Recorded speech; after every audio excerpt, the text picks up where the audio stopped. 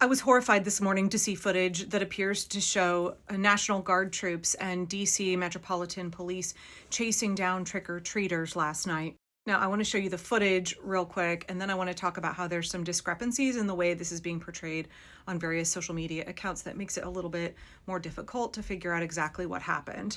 Regardless, it's very concerning.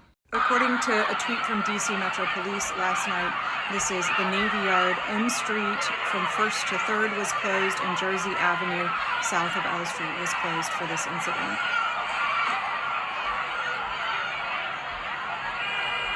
You can see several members of the National Guard, lots of National Guard, as well as DC Metro Police.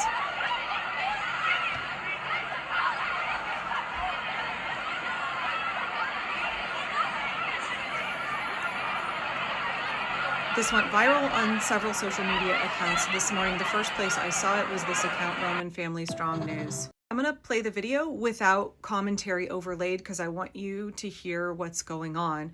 But first, before I do that, according to the DC Police Department's Twitter account late yesterday, the area where this is being filmed is the Navy Yard. This was last night on Halloween. They had M Street closed from 1st to 3rd and New Jersey Avenue closed south of L Street for this incident.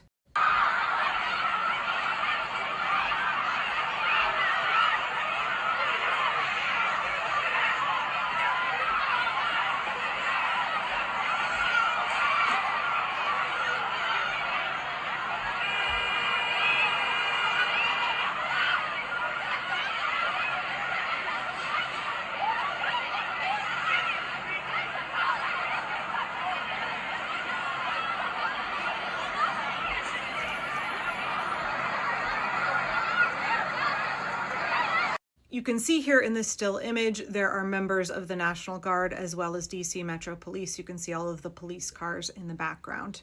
Now, several Instagram accounts were showing this footage this morning, including that one that I showed you there. I think it's Roman Family Strong News. There's a number of Instagram influencer accounts that repost a lot of the same content and just add their watermark on top of it. So it was difficult for me to figure out where this footage actually originated. But according to WUSA 9 News, this is the original account that filmed the incident. Initially, this was reported as National Guard and DC Police break up protesters in Navy Yard scene that closes streets. Very quickly, it was updated to say that National Guard were chasing down trick-or-treaters in Washington, D.C. And so you may wonder what's the truth here, what actually happened.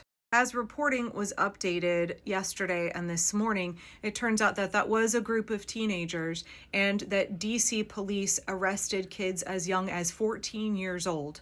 They arrested multiple children and one 18-year-old for what they say is disorderly conduct. So yes, you did see members of the National Guard chasing down children.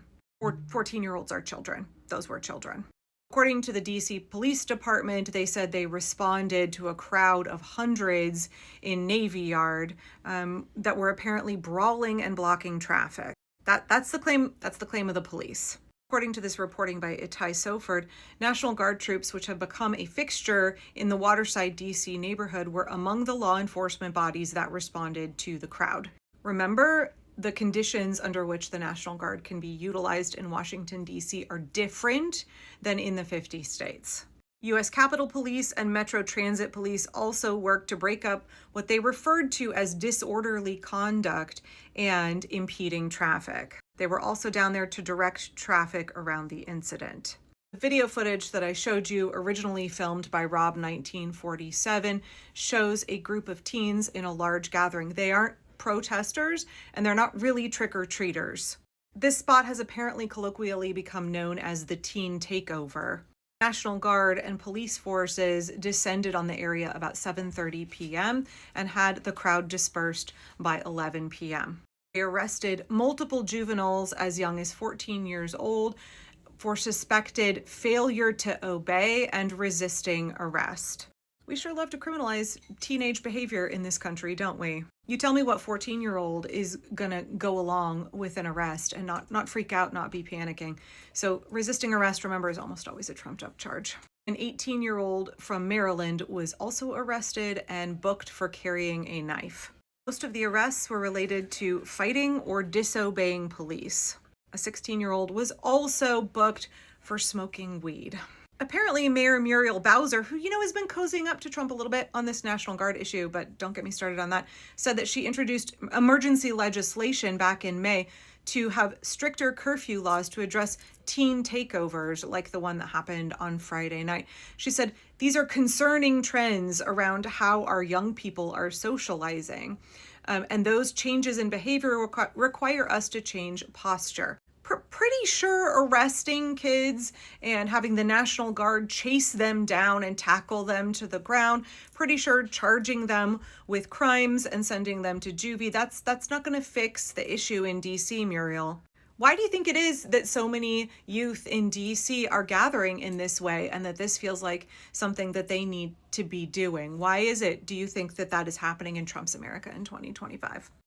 Again, according to this reporting from WUSA 9, this has been going on since early in the year. It was particularly an issue over the summer when there was another group incident like this on the 4th of July where 18 people, almost all of whom were children, were arrested in that neighborhood.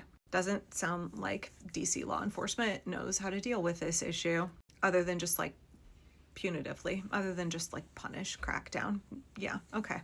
So I know that there are creators that I respect very much that were like, oh my God, the National Guard is chasing down trick-or-treaters. That's not an accurate description of what happened, and neither were they protesters. This looks like it was a gathering of teenagers just hanging out for Halloween, just like they did on 4th of July. And it got out of hand. There were fights and they were blocking traffic.